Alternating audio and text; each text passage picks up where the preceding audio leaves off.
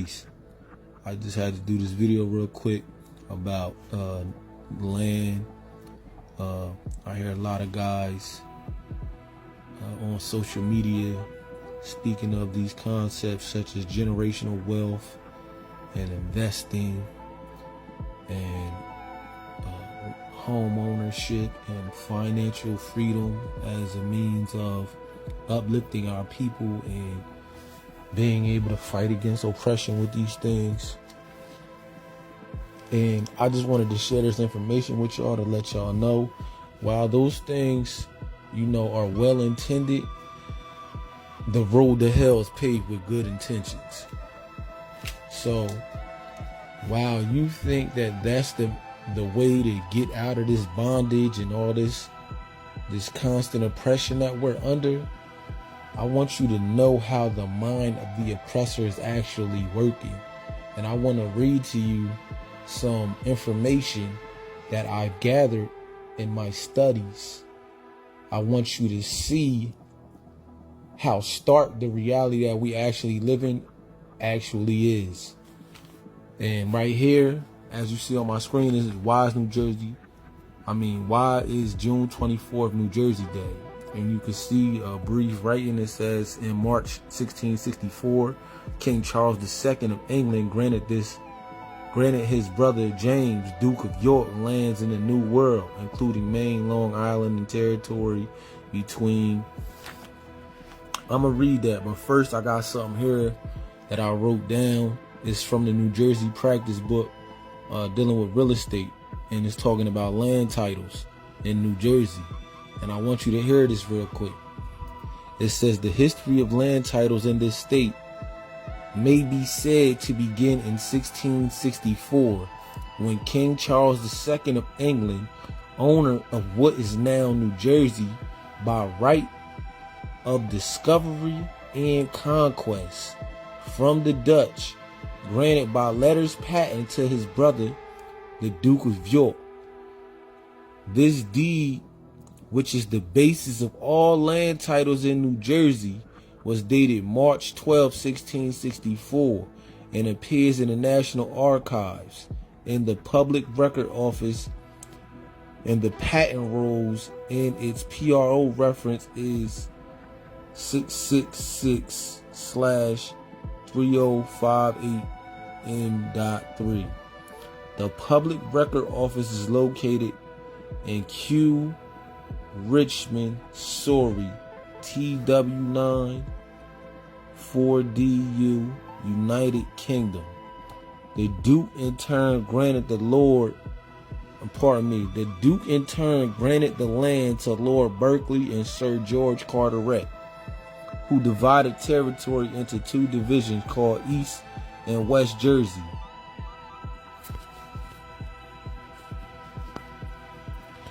East then conveyed to a group of men called proprietors of East Jersey, among them William Penn. West conveyed to one Edward Billings. The proprietors not only took title, but they also assumed the right and privileges of governing the province through a governor general acting as their agent. Pardon me, let me read that again. The proprietors not only took title, but they also assumed the right and privileges of governing the province through a governor general acting as their agent. After the revolution, the new state organized its own government, but a board of proprietors continue by statute nevertheless to transfer title to property by much the same method as that used by the original proprietors. Now let me get into this. Why is June 24th New Jersey Day? It says right here, New Jersey Day. Why is June 24th New Jersey Day? Background: over time, the region of the Mid-Atlantic that includes our state has had many names. It is believed by some that the descendants of the Indians, that's a misnomer, who came over here over 10,000 years ago, called it Lenapehoking. In 1524, the Italian explorer Giovanni de Verrazzano dubbed it Lorraine. A century later, the Swedes called it New Sweden and the Dutch called it New Netherland. But the name that has stuck is New Jersey, a term which appeared for the first time ever in a royal grant issued by King Charles II, King Charles II's brother, James, Duke of York, on June 24, 1664. This grant established an English colony named New Jersey on the land bounded by the Delaware River, the Hudson River, and the Atlantic Ocean. That royal grant can be considered New Jersey's birth certificate. Alright, now I want to take you to this next part.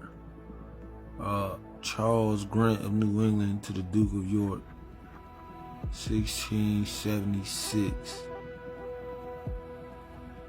I had a copy of the New Jersey document, but I'm going to read this to you real quick because I want y'all to see just how deep this thing goes. I'm not going to start Charles II, by the grace of God, King of England, Scotland, France, and Ireland, defender of the faith and sea, period. To all to whom these presents shall come greeting, know ye that we, for diverse good causes and considerations, us hereunto moving, have of our especial grace certain knowledge and mere motion. Ain't that what they say? You got given in motion, we in motion, whatever.